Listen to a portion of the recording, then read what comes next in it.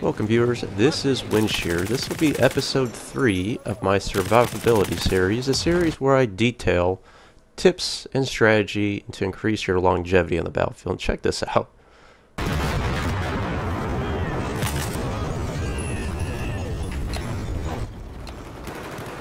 Wow.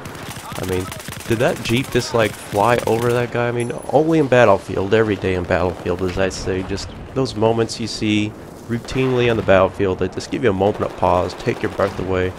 And just the physics engine of the game, the detail, we can't deny, despite the quote complications that Battlefield 4 has experienced and continue to demonstrate that all in all it's a very well detailed game and pretty impressive moments. But in this series I'll be detailing situational awareness. That's a topic I mention routinely throughout my videos, and I've never really dived into what that means. So for those of you that maybe aren't familiar with the term, what I'm going to be displaying here is how to read your environment around you, take notice of cues visually, and as well as, most importantly, hearing as well, to identify how to increase your effectiveness on the battlefield. So right here I'm pushing up here on the mini-map, and I'm pursuing a recon guy, and it's a little personal, like I like to do. I like to knife recon guys. So the first tip I'm going to give you in terms of observing your opponent is just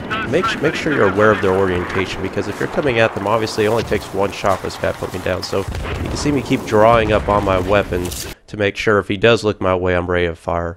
Again, look at this detail. You can see the trench knife there because it goes in the chest, and the camo on the guy. I mean, I challenge you to find a game that visually that's just this well detailed. And it never ceases to amaze me, how it is. Now, here's the most important tip. Let's get right to it, guy. If there's one tip I can give you in this game, one tip, pay attention to this and listen closely. I shoot this guy.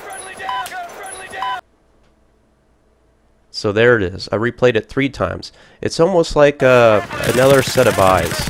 And if you got a pair of headphones on, it's even more effective. It's a directional sound call that enemy players put out whenever they get when their teammates is killed. So you'll hear that cue, and I heard it off my right side, so I immediately looked that way, and that guy wasn't on the mini-map, so I was able in close proximity to quickly pick up on that enemy. Now, that's a tactic a lot of advanced players really despise in this game, but it's there, it's not going to change. So the white noise, it's not just white noise, you gotta cue into that kind of stuff. So if there's any tip I can give you in terms of increasing your longevity, pay attention to that. The next tip I'm going to talk about is don't fixate on long, low priority targets. This guy's long range, I'm getting distracted, and the next thing I know I'm getting shot in the back, so I'm going to quickly take cover. Now here's an instance where normally I say elevation always gives you the advantage. Well, not in this instance, because I took cover behind this large rock. Now it takes more time for this guy up here visually to acquire me looking down on me, where I just need to see any piece of his body peek up over that rock, and he exposed his whole body there. So it gave me a huge advantage, whereas it took time for him to acquire me visually.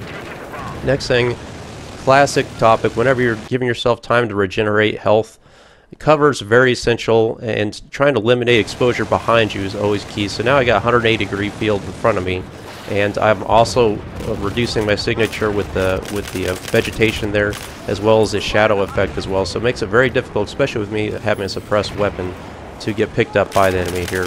Also, this tree is a little bit of cover as well.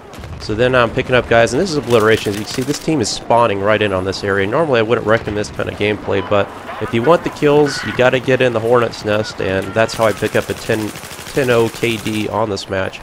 Getting right in the thick of it, picking guys as they parachute down, keeping mobile, keeping cover in this vegetation. That way the enemy can't pick me up as they parachute in. It's really difficult for them to even spot me with the spot feature. Knifing is an effective tool in these kind of combinations where you're trying to keep a lower key. But again, with the suppressor, you could probably argue that you really don't need to, but that guy was a recon, so he gets the knife. That's how it works in this game. So right in this situation, 2 more guys parachute in, or 1 guy parachutes in, 1 guy spawned on him. I reassessed to the guy behind that guy that initially shot at, but you saw the guy initially shot at took cover. So what do you do in this situation? What's the best way to minimize your risk? And this is You know, having C4 right here, what I should have done is put it right on this building and taken this guy out, but instead I forget maybe I have C4 and I made a mistake here. I got lucky. This guy wasn't looking right at me. Also take note of the propane tank right there. If I would have hit that, I would have killed myself. But also having a support class weapon, that's likely if that guy was a decent player, he would put me down. So use your equipment. I should have used C4 there or done something else as opposed to peeking that the way it did. But I don't know if you just saw that long range shot I made with the M249. I mean, this gun's just a monster. And I have played with the AWS. I haven't posted any content yet on it, guys, but believe me, I think that gun's getting overhyped as well by the quote non-support YouTubers out there. I'll just say it's not that good. Alright guys, always give priority to closer range target. I mean, I can't beat that in enough. There's almost no exception for that rule. Also, take into account where the lighting is on the map, where the sun is. The sun's at my back, it's in the enemy's eyes right here. I'm also in a shadowed area. So for an enemy to see me in those situations, it's next to impossible. I may as well be invisible when those guys are at that range. Again, the sun is at the low angle, looking right in their eyes. That was a tactic I used on Caspian Border in Battlefield 3 as well, on like Position Charlie.